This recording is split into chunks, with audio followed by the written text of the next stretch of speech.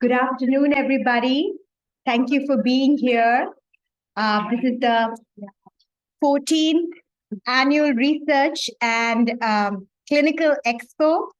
And welcome to everybody in person. We've had a great turnout, and also to those who are on Zoom. Can you all hear me on Zoom?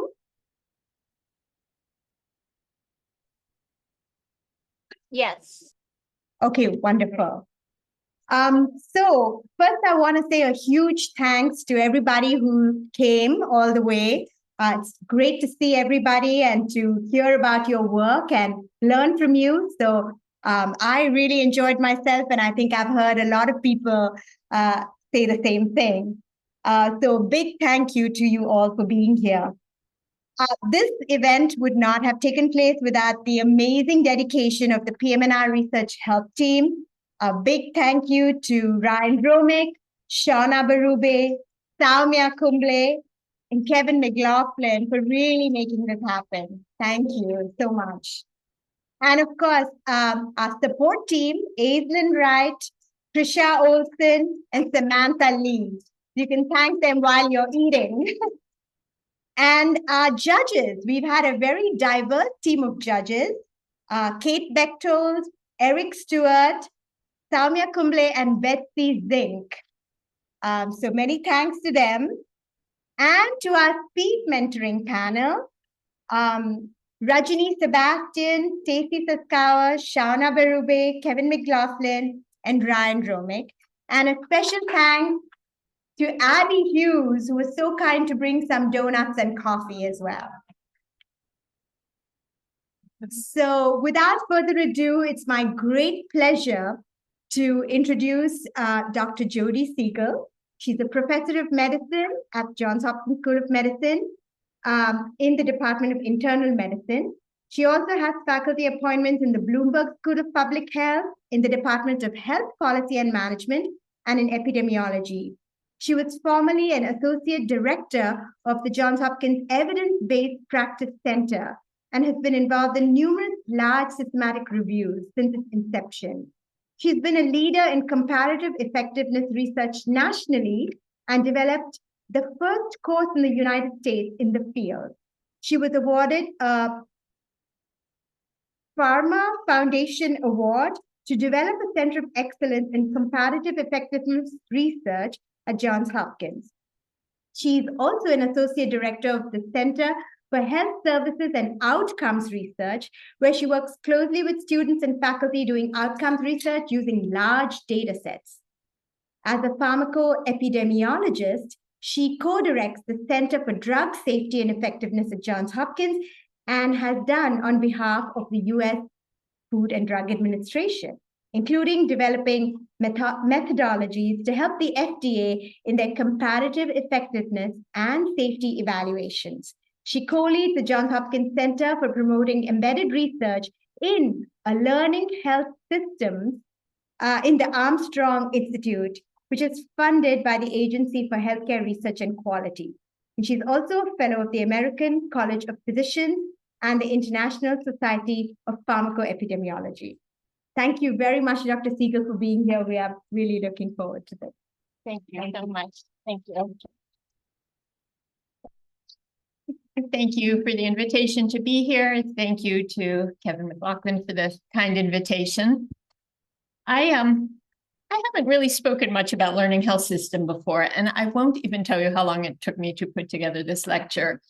Right? I can talk very easily about comparative effectiveness research methods and about pharmacoepidemiology methods, but this is new to me over the last 2 years, I would say, and even a little bit new to Hopkins, I would say. No disclosures. All right, so I want us to think about why this matters, right? Why we learn in a health system, why we perhaps even aspire to be a learning health system, describe the learning health system concept and its predecessors, review some possible learning health system facilitators here at Hopkins, barriers, and look at some local examples of learning. And I think there'll be time at the end for discussion. And I'd love to hear more about how PMR is a learning health system, because I believe your you're at the forefront of this. As in any good grand rounds, let's start with cases. 62-year-old woman with renal transplant 24 years ago, stage 4 chronic kidney disease, type 2 diabetes, hypertension, depression, elevated blood pressure. Another one in my clinic, 58-year-old with severe obesity, stage 3A chronic kidney disease, hypertension, osteoarthritis, elevated blood pressure. 86-year-old with hypertension, chronic hip pain and blindness. Today, her blood pressure is good. This is a very routine clinic for me, right? Each patient's on 3 medicines for hypertension control. What can we learn from them, right, that will help them and patients like them in our health system? So what do I want to learn from these patients? I could learn about the safety and effectiveness of therapeutics in a usual care setting. I could learn about how to reduce their disease progression. They all have chronic kidney disease. I could learn how to optimize adherence to their medicines. I could learn how to collaborate appropriately with other specialties. When should I refer them to a nephrologist or a cardiologist? I could learn how to avoid care that's of low value to these patients, which is of particular interest to me. I could learn how to bill appropriately to avoid missed revenue opportunities, which, like it or not, is important to all of our clinics and departments. I could learn how to schedule to maximize clinic efficiency. Each of my patients is given half an hour. They don't all need half an hour, but it's nice that I get half an hour and more, right? So if those are the questions, how might I learn from these patients? Well, maybe I enroll them in a pragmatic trial, right? A trial that's conducted in the setting in which care is delivered. Maybe comparing pharmacist-led group counseling to individual counseling. Maybe I analyze data from all the patients receiving primary care at Hopkins and learn that patients with refractory hypertension do well if I add spironolactone as a 4th drug. Or I review their clinical blood pressures over time with a tool, the patient insight tool. Maybe I implement clinical decision support in my practice to remind me to put them on SGLT2 inhibitors and evaluate its impact, right? There's lots I could do in clinic. Or maybe I conduct a study enrolling my colleagues to learn how to overcome clinical inertia in the care of patients with hypertension. So what I would say we can, and in fact, we should learn by doing rigorous research in our practice settings that teaches us something new and that others will learn from. All right, teaches us something new. So if I reflect on practicing medicine in the 1990s, when I was in medical school, we were doing bone marrow transplants for advanced breast cancer.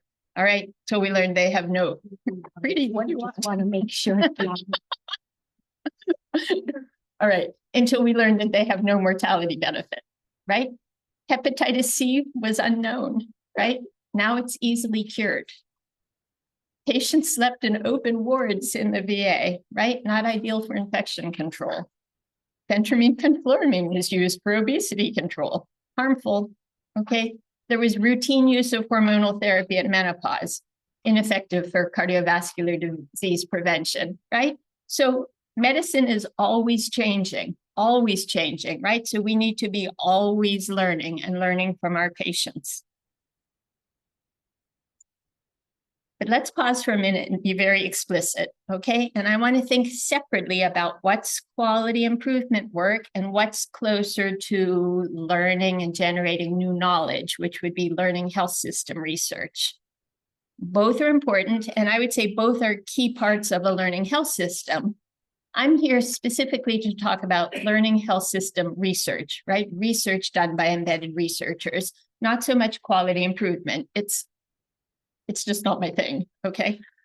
So in quality improvement, right, we improve the safety, quality, efficiency of care delivery in the system through a very systematic approach, right? It's essential. The goal when we're doing research, though, is to really drive the process of discovery as an outgrowth of our patient care to ensure innovation as well as quality and safety and value in healthcare. All right, but we're really learning something new that we can share and disseminate across clinics, across hospitals, across other health systems. So the target of quality improvement work is to bring the unit, the department, the clinic, up to the highest standard of care. Whereas when we're doing research in a learning health system, we're really generating new knowledge and translating that into improved outcomes. The actors may be the same in quality improvement work. It's often paid staff of the health system, and interested faculty. In learning health system research, it's faculty researchers or embedded researchers whose job it is to do research in the health system. The methods differ. And as I said, I don't really know quality improvement methods, but I think many of you may.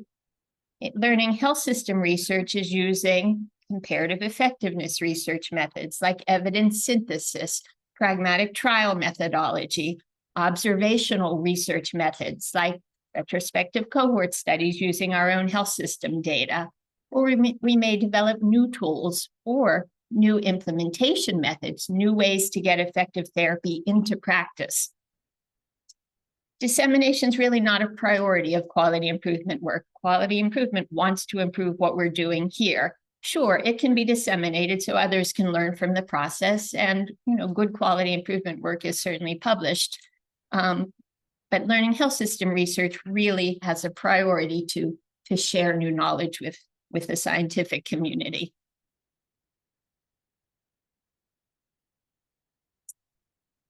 This comes from Dr. Leora Horowitz at NYU Langone, who's undoubtedly a quality improvement expert. She talks about the differences between quality improvement activities and human subjects research, which I won't read through. But when you go to any IRB, including our own IRB, there's often a checklist that helps you differentiate, am I doing quality improvement work or am I doing human subjects research? Because they very much get shunted down different paths in the IRB.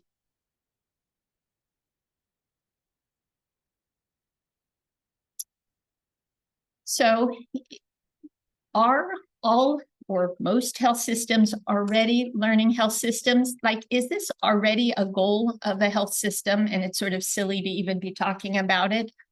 I don't know. I suspect not. I thought it would be interesting to just look at our neighbors here in Maryland. We think that they have a mission or a vision of being learning health systems. This is University of Maryland's mission and vision statement. So they want to advance the shared principles of compassionate, high-quality care, commitment to community, healthcare transformation, which to me sounds like continuous learning, and discovery-based medicine. To me, again, sounds like they're committed to learning. And they do want to be a leader in the transformation of healthcare.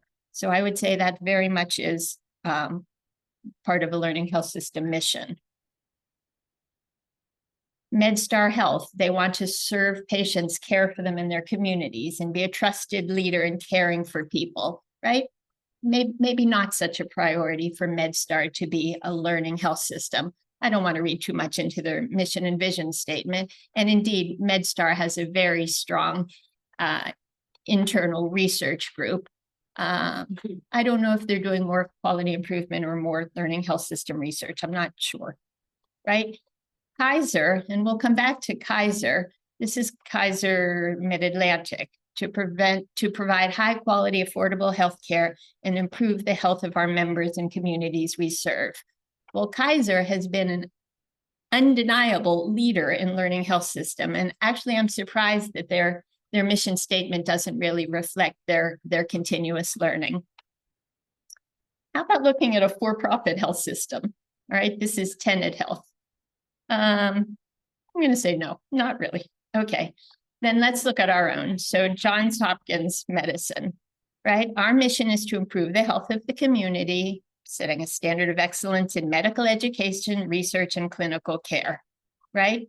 We conduct biomedical research.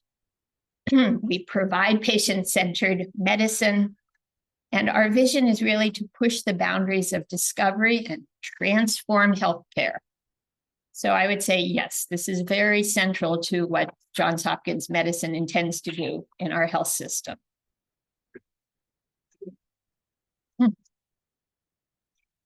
So let's look at our current priorities here in the Johns Hopkins health system. So these are the top priorities listed for 2024 to 2026. So when I look at these, I like to think, so are these enabling us to be a learning health system, right? Because if they're not listed as priorities, you just have to wonder, all right? So yes, fostering a culture and environment that allows us to thrive as an organization. So I would read that as saying that they're interested in putting into place the culture and the environment that would allow us to really function as a learning health system. Deliver the care, of course, providing cutting edge infrastructure. And we'll come back to that because that has been such a barrier to learning health system research across Johns Hopkins Medicine. The infrastructure wasn't there. Access to data wasn't here. Okay, now they're putting into place infrastructure to allow breakthroughs in research.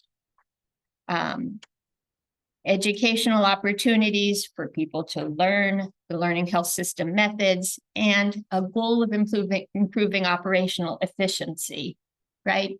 Which can benefit very much from using our own data from our patients to improve how we deliver care. So I think this is very supportive. So really, how does learning happen in a health system? So I'd say, remember the early pioneers. Maybe not this early. Okay. So really, the early pioneers were the HMOs. So the health maintenance organizations that really grew up in prevalence in the 1980s. So this was a nice article published in 2004, but reflecting back on how the HMOs really were the early learners. So the first integrated healthcare system research center started in 1961, which surprised me. I didn't realize it was quite that early. And that was at Kaiser Permanente, Northern California. So remember, an integrated healthcare delivery system, right? They're both the insurers and they're the healthcare deliverers, okay? And because of that, right, their incentives are all aligned. They're very much motivated to deliver high quality care, contain costs, right? Because they're all one system. So that's always been very helpful to the HMOs as learning health systems. So as I say here, right, strongly motivated by efficiency, by how high value care delivery, and by these aligned incentives. So these early HMOs, right, in 1994 came together to establish a professional organization. It was called the HMO Research Network. And this encouraged high quality research across these HMOs. These were the early HMO Research Network members. You can see above the line are those where research started before 1994, then they came together into this network in 1994. So about half of them were Kaiser sites. And then some of the others were, Group Health in Washington, Harvard Pilgrim in Boston. They're still around. They're called the Healthcare Systems Research Network because they've expanded beyond just HMOs, but they're still mostly integrated healthcare delivery system. And they still have really the same mission, improving individual and population health through research using their own patient populations. Expanded a little bit. These are the current sites, including Geisinger, an hour from us, although now they're part of Kaiser too. So one of the things that really enabled the early research in the HMO Research Network was their virtual data network, right? You can't do embedded research really without access to your patient data. So this was one of their early innovations, was that all of the members of the HMO Research Network would use a common data model. right? And we'll come back to common data model a little bit later. So all of these sites, which have their own, their own electronic health records, although honestly, in the 90s, it was, it wasn't all electronic, but they put their data into a common data model so that all of the sites looked alike, right? All of their fields were named the same so that they could do studies across this network, across the HMO network. And this is called a federated system. It's not that they were pooling their data, right? HMO Northern California didn't pool their data with Geisinger. The data lives where the data lives, but they're able to do collaborative research across centers because they were using this common data model that they called the virtual data network. So it made the data from all of these sites available to researchers asking questions that were bigger than they could ask in their own individual sites. They can share code with the other sites. Programs are run locally. The results are pooled. And that's still how federated data research networks work. Others like the Sentinel Initiative, like the CoreNet, so other federated systems. And they've been learning. These HMO research network sites have been learning. An effectiveness implementation trial was implemented across the sites to learn about firearm storage programs for pediatrics, about how to ascertain the occurrences of venous thromboembolism to be used in research, how to use best practice alerts in the in primary care for patients with headaches, how to a study of mortality among people who discontinued buprenorphine treatment.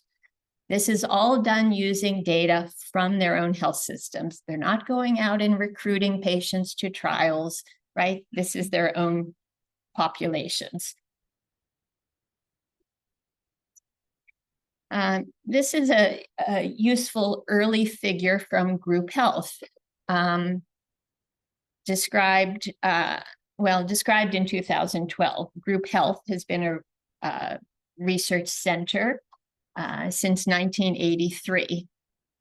So this is a fairly early depiction of sort of the learning health system cycle, which will come up again. So here they're describing, you can start anywhere on the cycle, right? We're going to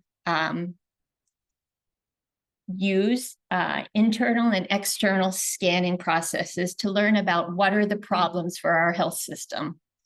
Knowing what the problems are allows us to design care and evaluation based on evidence that we generate locally or evidence that we're summarizing from elsewhere, right? Maybe we use the tools of systematic review to summarize evidence in the published literature. After we've designed the interventions, we can implement it. We can implement it within our local system. Once it's implemented, we can evaluate it. We collect the data from patients in their usual care setting. We analyze what works, what doesn't work. We use that information to adjust how we're delivering care. So there's continual improvement.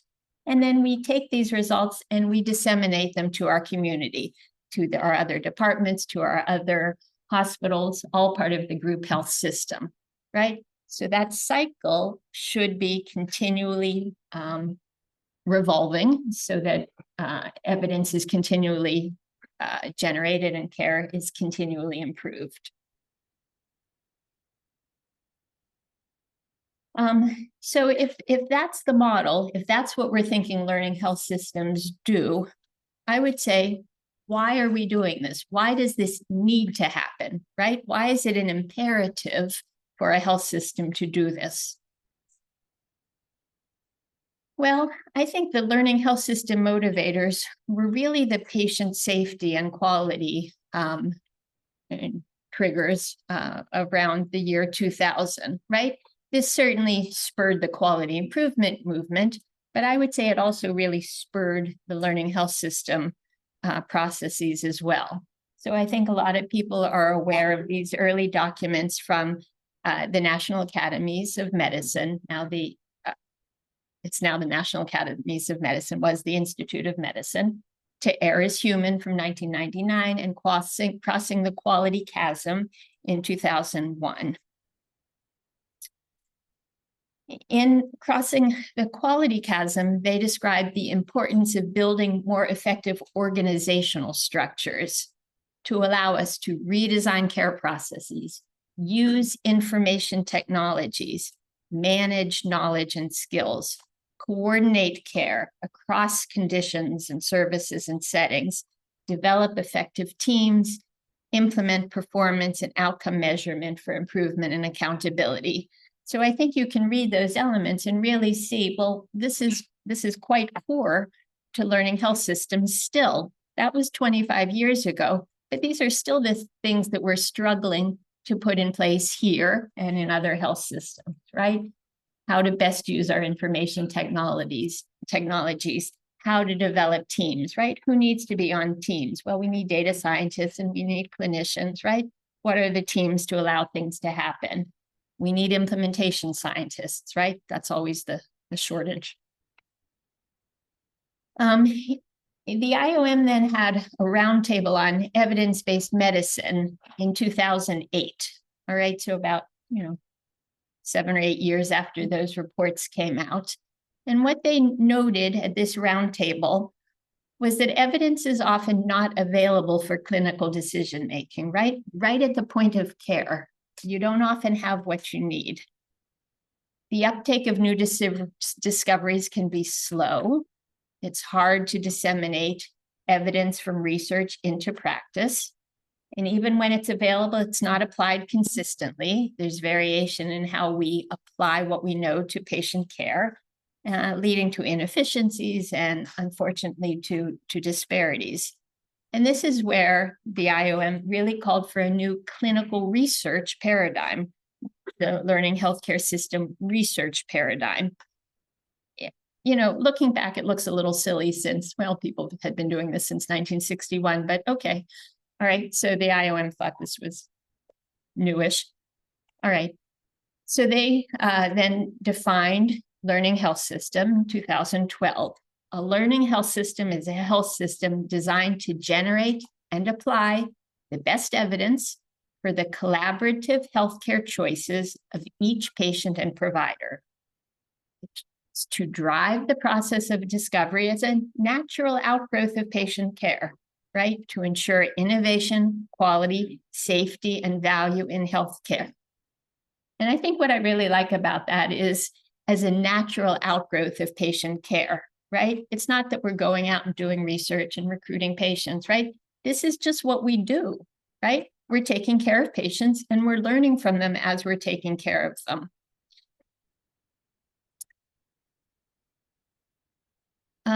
So as envisioned by IOM in 2012, these traditional principles of research can be used in more practical ways so that information is available for clinical decision-making right when you need it and for managing healthcare delivery, efficiencies, higher value care delivery. So IOM suggested that research has to happen closer to clinical practice. They call out university settings as being, inappropriate, but okay, closer to clinical practice. Scientists, clinicians, and administrators are all working together towards this common goal. The studies happen in our everyday practice settings. The EMRs are linked and mined for research, and recognition that clinical and health system data exist for the public good, right? That if we're not learning for our patients, then maybe we're doing something wrong.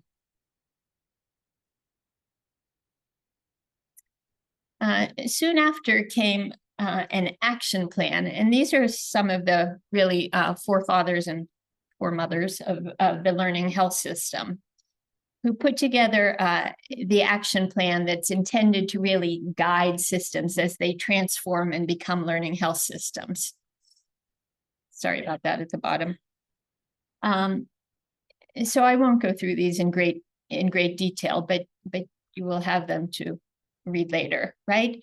Learning health system has to have as its core values that it's person-focused, that it pays a lot of attention to privacy as we're using patient data for research purposes.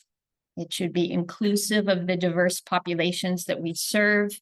It should be transparent so that the decision-making processes about using data and implementing, right, new care delivery innovations is transparent.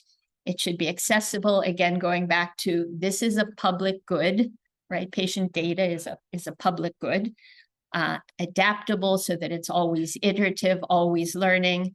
The governance should be transparent, cooperative and participatory leadership, including from the patients that we serve, always with the highest scientific integrity and geared towards generating value for our patients and for our health systems. And I just highlight that Johns Hopkins Medicine is a signatory to this, right? So at least somebody believes that Johns Hopkins Medicine should be a learning health system. So I take comfort in that. You know, it's evolved over the last few years. So this was an article from 2018 where McMaster University was asked to rethink learning health system research for all of Ontario. And they described 7 features of a learning health system. And I think these are very helpful. So again, it's many of the values that were listed in that action plan, right? But it needs to be patient-centered, right? So it has to involve engaged patients. And I think this speaks both to the goals of the research. We have to make sure that our research is aligned with what patients need, as well as the efficiency of the system, right? If we can't deliver care to patients, then patients really aren't benefiting. So patient-centered, it should be data and evidence-driven. So we have to make sure that there's digital capture and linkage and timely sharing of relevant data across researchers who need this information. And there needs to be timely production of the research evidence. So I would hope when you're reading these, what you're thinking is, are the systems in place here at Hopkins that are allowing this, right? Can we do digital capture of data? Can we produce research evidence in a timely manner, right? Can we do this here? The system that's doing learning health research has to have the appropriate decision supports in place, right? So to enable decision-making at the point of care, there should be aligned governance and financial and delivery arrangements so that the information can flow to the clinicians at the point of care. And finally, it has to be the right culture.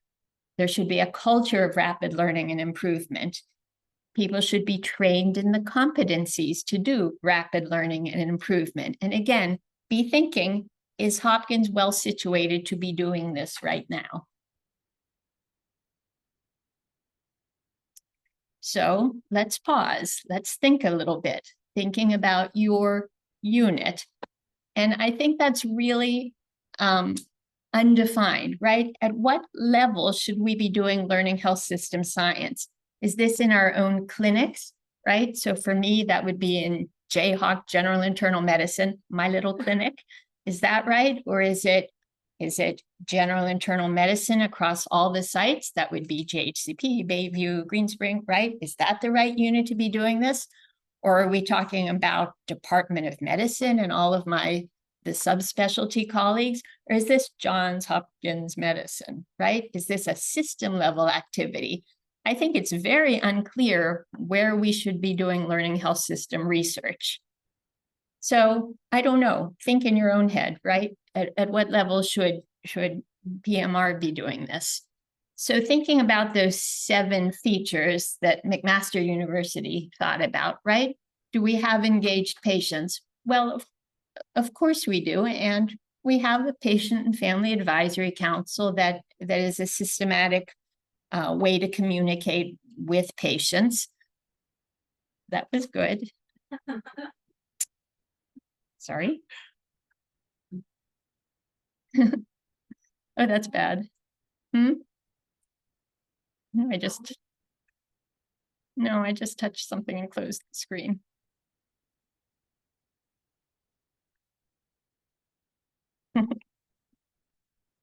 No, I just need to go back and open it again. From OneDrive. Sorry about that. Sorry about that.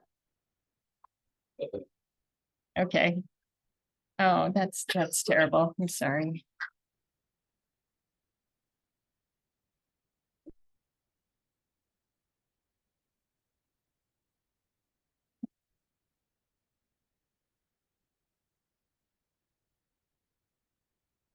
All right, keep thinking about your own unit.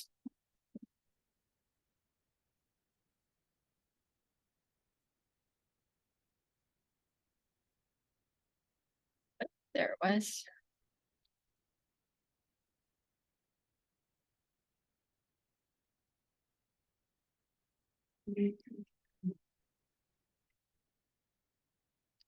It's probably not sharing on Zoom anymore.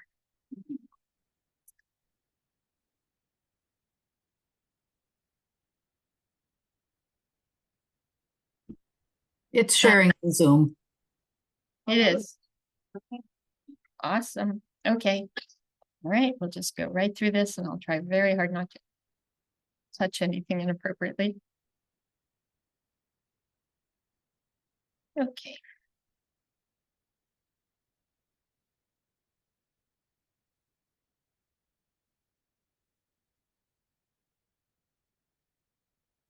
All righty.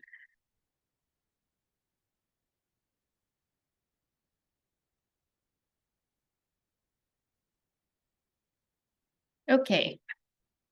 What I think we don't have, though, is systematic methods for engagement and for eliciting preferences and needs from patients, right? And that's a very interesting and I would say open area of research. Do we have digital capture and sharing of relevant data? Yes, we do now, okay? And I'll turn in some later slides to look just a little bit at PMAP and OMOP and PCORNet, right? Things that did not exist 5 or 6 years ago.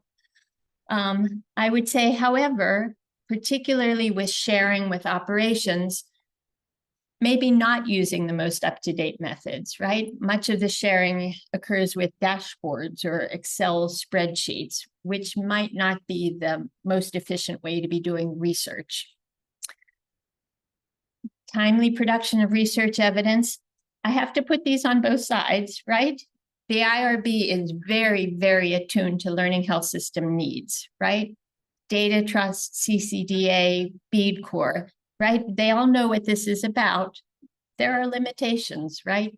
As far as staffing and the speed at which things can happen. But they know what this is about. They do.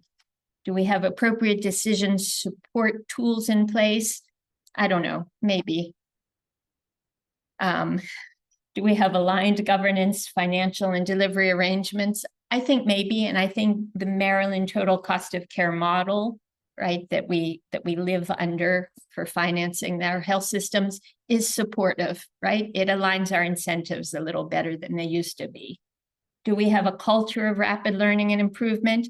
I think so. I think we're getting there. And we absolutely have the premier bioethicists in the field here at Hopkins who think about doing research with patients and with embedded research and patient data. Nancy Cass, Ruth Faden, Stephanie Moraine are the premier bioethicists.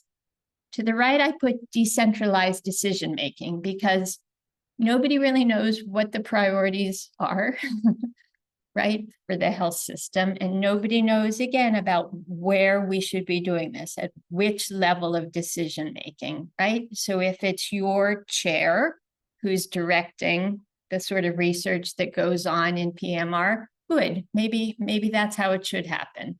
Maybe it should be within individual divisions within your department. I don't know. And the decision-making here has always been quite decentralized. Okay. And again, the competencies. Do people have the tools they need to do embedded research? Well, I think we're getting there. Right. And I'll talk a little bit about our Pearls program, which is a training program. Other facilitators of embedded research, again, this is from Dr. Leo Horowitz. There needs to be top-level institutional commitment, supportive and collaborative IRB, which I think we have, a highly engaged IT department. That part has been challenging since clinical informatics and research informatics were separate, and it was very hard to know exactly whose job it is to do what. A core and experienced champion group. And again, I think as we train more and more people to do embedded research, there will be more people within departments who can champion this sort of research, and frontline enthusiasm. All right. So what do embedded researchers need to have skills? What skills do they need? I think they need skills of comparative effectiveness research, right? How to generate evidence from patients in usual care settings with experimental and observational methods, how to summarize evidence, how to grade evidence, how to make valid practice guidelines. I think they need, and this all doesn't have to be embedded within one researcher, right? I think collectively we need these skills of informatics, how to structure and use data from our patients and develop real-time tools, how to develop the metadata to support continued learning. I think we need human factors research to teach us how to design interventions that work in usual care. We need implementation science to teach us how to get effective interventions to the clinicians and the patients who need them. I think we need health services research to teach us how to study patterns of healthcare delivery, how to study insurance design, and how does it influence, right, what we're able to offer to patients, the financial incentives, the workforce considerations. And I think we need health economics who, to teach us how to think about cost as an outcome, cost effectiveness as an outcome, how to value what matters to patients. So, as I said, I think there have been a lot of recent successes at Hopkins over just the past, 6-8 years. One of which has been Johns Hopkins in Health, right? Started by Anthony Rosen and Scott Ziegler about maybe 10 years ago now, headed now by Dr. Vegad Subramanian. Hopkins in Health is what established the precision medicine analytics platform. And I know that PMR has a PMAP projection that I think many of you have used, takes data from many sources, including from our electronic health record, puts it in a common data model so that it's accessible to researchers to use for varied purposes, right? To embed retrospective cohort studies, to develop tools, to develop decision support, to develop prognostic models. There are now more than 20 precision medicine centers of excellence, all of which have their own PMAP projections. There you are. Okay. There we are, primary care. In addition to the data being in the PMAP platform, the data is now in the OMOP platform as well, which is part of the Odyssey, the Observational Health Data Sciences Informatics initiative, right? So it's data, same data, living in two different common data models. What's nice about the Odyssey and the OMOP data is that it comes with tools, right? They're all named for Greek gods. There's the Athena tool, right, which allows you to use a standardized terminology to find the data you need. There's the Atlas tool, which is the way to build cohorts and to develop even models within the Atlas tool. There's the Hades tool, which are the set of R packages that allow you to do other work and to share across other institutions. And Odyssey is truly an international network of collaborators. And Hopkins has definitely had learning successes. And I'll call out here the JH Crown, which was the COVID-19 PMAP projection. So one of their really successful projects over there on the right is SCARP.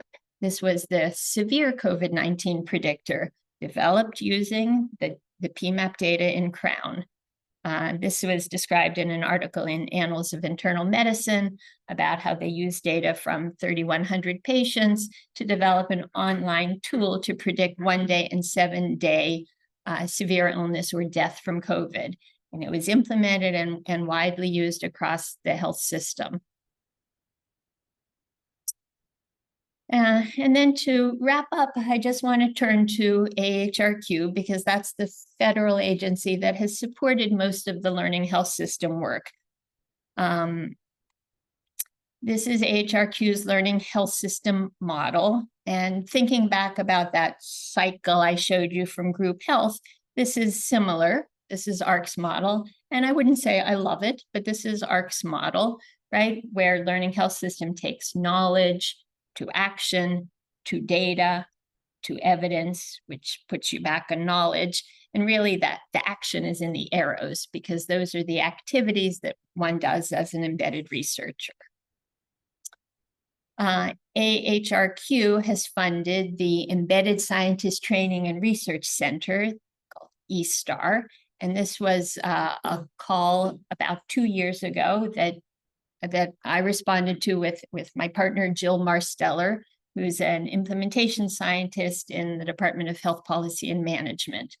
So we applied to be an eSTAR center and are now one of the 16 centers that has this AHRQ P30 funded center. Ours is called Promoting Embedded Research in a Learning Health System. And our model is to train 10 scholars a year. They give 10% of their time to us, supported by their divisions or units. With us, they do didactic online learning, half-day sessions once a month, workshops, experiential learning, complete a 9-month learning health system project with an assigned mentor. And then there's an extension period that will be separately funded by AHRQ for peer review and dissemination of the work. And of course, your own Kevin is a scholar this year with us. We train them in learning health system competencies. And then we ask the scholars to specialize in one of the arrows along the AHRQ model. We teach them to think about the problem they want to solve, the project that they're doing, and the product that will come out of this project that can then be passed along to the next person who will take it along the AHRQ learning health system cycle. We're now considered a center of the Armstrong Institute, and you can read more about us there if you're interested. And if anybody thinks that this is a good fit for your learning, we'll have another call for our next year of scholars, probably in January or February. All right, if I could just finish, we'll go back to our cases. So I said, what am I going to do? How can I learn from these patients? And one thing we've done, and this is the patient insight tool that was developed by my colleague Samantha Pitts in general internal medicine. And this is an innovative tool that she developed that displays the patient's blood pressure over time. It's cut off at the bottom. Patient's blood pressure over time, systolic and diastolic. It also displays a marker of kidney function over time. And what the innovation is it shows what classes of blood pressure medicine they've been on over time so that you as a clinician can look at it, or you can engage in shared decision-making with the patient to look back and say, it looks like you're not on spironolactone, or it looks like your blood pressure was better controlled when you were on a calcium channel blocker. And you can even drop down and see which specific drugs. So it's a very interesting tool, and I like it a lot. It's been hard to study for all of the all of the barriers that are actually in place in Hopkins about getting projects through the IRB and launched, right? So it's she's actually going to change tacks and probably just release it into practice as a quality improvement tool, because there are still some barriers to studying things here. But we're very excited about it and want to see that it improves patient care. I love it. So I think Hopkins has a lot of promise, right? The infrastructure is much, much improved, right? A lot of credit to Dr. Chris Shute in informatics who has just transformed data here. IRB leadership understands the goal of learning health system research. We are training embedded investigators. Incentives are not yet aligned to allow researchers to spend time on such activities, right? We can't really do this in our spare time, so that's completely unanswered.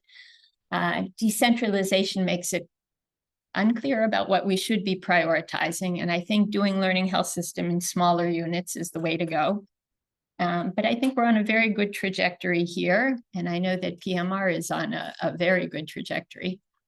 So thank you. Happy to take questions or hear more. Thank you.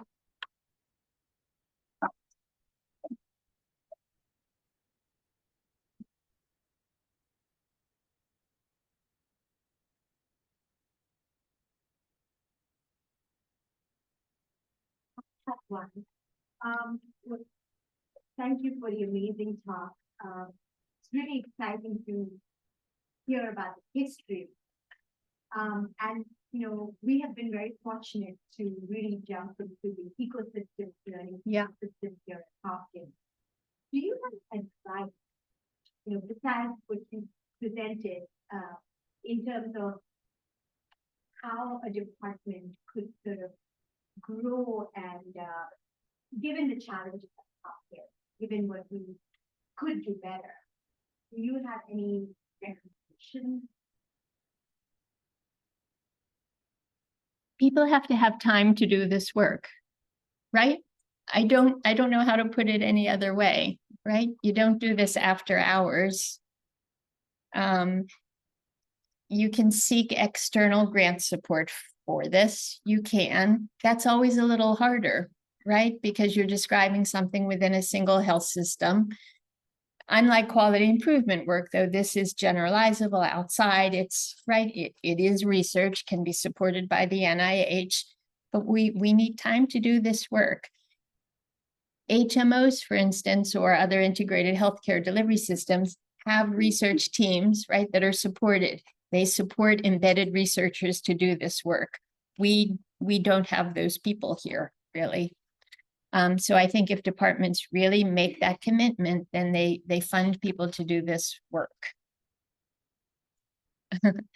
Yeah, thanks. I wonder if you could a little more about what you do in Albert, as far as what you described is that clinicians may certify as part of this process and doing clinical care and kind of how to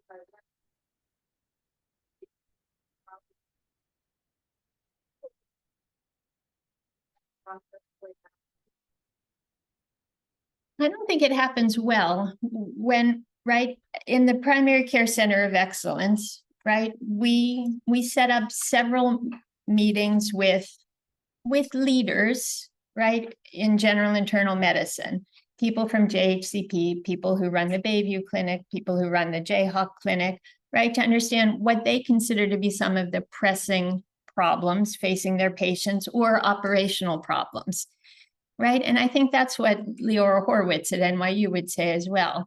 She meets quarterly with the top leaders. I didn't do that. Okay. She meets quarterly with health system leaders, really high health system leaders, quarterly, and has done so for the last 10 years. And she says, right, it has to be problems that are, right, problems that need to be solved, right? So I think we're struggling with that a little bit, even in Pearls. The scholars are coming to us with their, right, with their interests, and we're not sure if that's the best way or if we should tell them, okay, that's nice. But here what the right, but here's what the health system needs, right? And I'm not sure. Yeah. Yeah.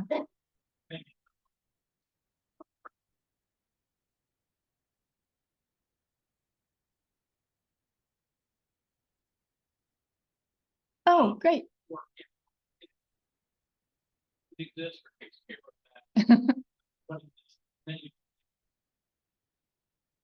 we have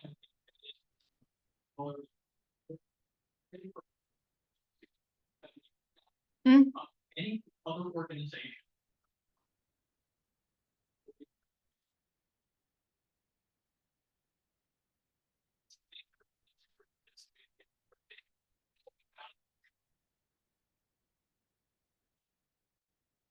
Project. And groups meeting and listen.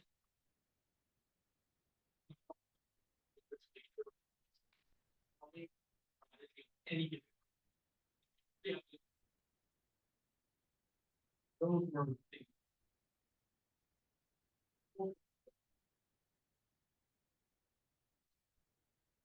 Experience. Well, that's what we're still trying to figure out. And in fact, for all of our scholars, we said, well, you have to come with an administrator, right? Someone who's identified in your department who will be able to help with translating the results of your project into practice. Right now, it's sort of in name only. It's not, it's not really working yet. But I think you're absolutely right, right? It has to be a project that matters.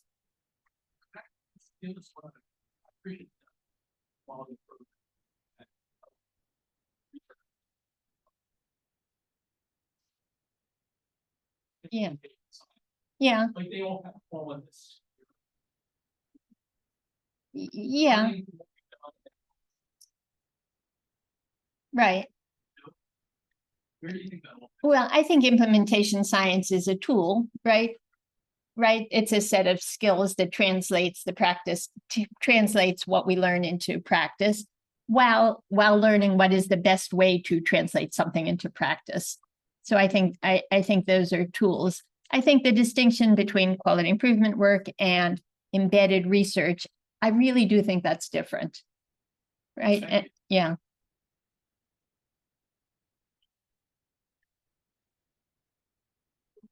Great. Well, Okay. thank you very All much. right. Thank you.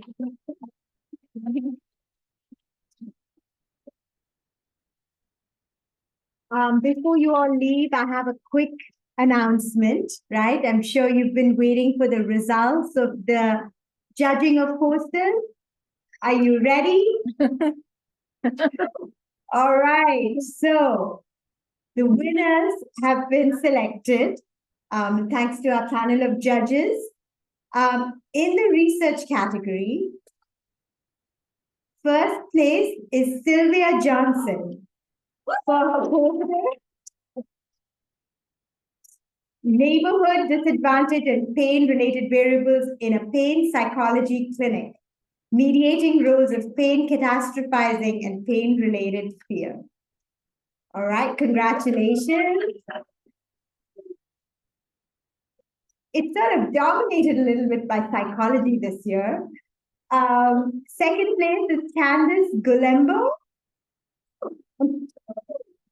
Congratulations, Candice, promoting amputee life skills outcomes of an online interactive program for improving quality of life following limb loss. And we have 3 posters tied for third place. Jacqueline Melton, exploring generalization of cerebellar TDCN gains on discourse skills and chronic aphasia.